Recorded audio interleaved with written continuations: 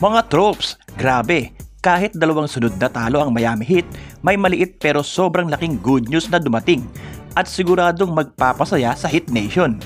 Eto na nga, pag-usapan natin ang biglaang pagbalik ni Tyler Herro sa practice.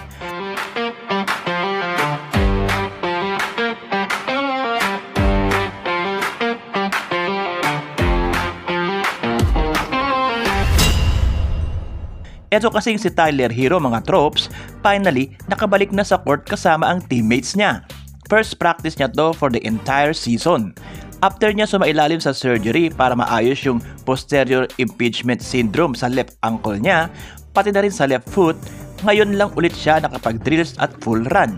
At ang sabi niya mismo, feels great. Solid, di ba? Kita mo talaga sa pahayag niya na sabik siyang makabalik. Araw-araw daw siyang nagre-rehab since surgery, literally around the clock, para lang makahabol.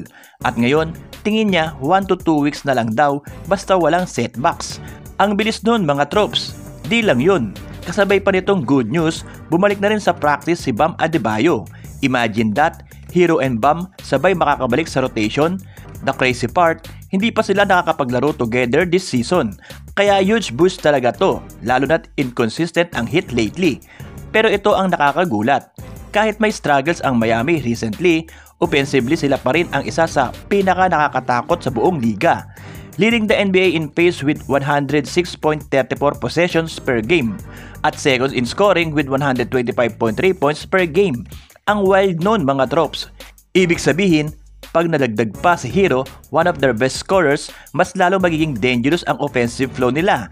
At sabi pa ni Herro, excited siya sa potential ng grupong to, lalo na pag full strength sila. Bago pa ma-injure si Bam, nakita na raw niya ang vibe at chemistry.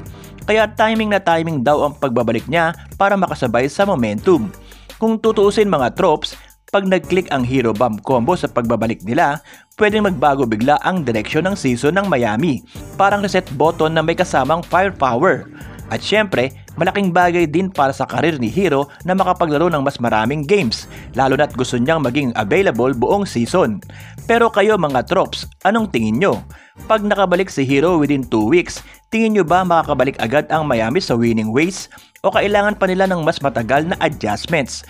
Yun muna mga tropes ang kwento natin ngayon. Kung gusto nyo pa ng solid Miami Heat updates, huwag nyong kalimutang i-like ang video na to at mag-subscribe. Tulungan nyo kaming maabot ang 10,000 subscribers bago matapos ang taon. Power mga tropes, kita-kits sa next upload.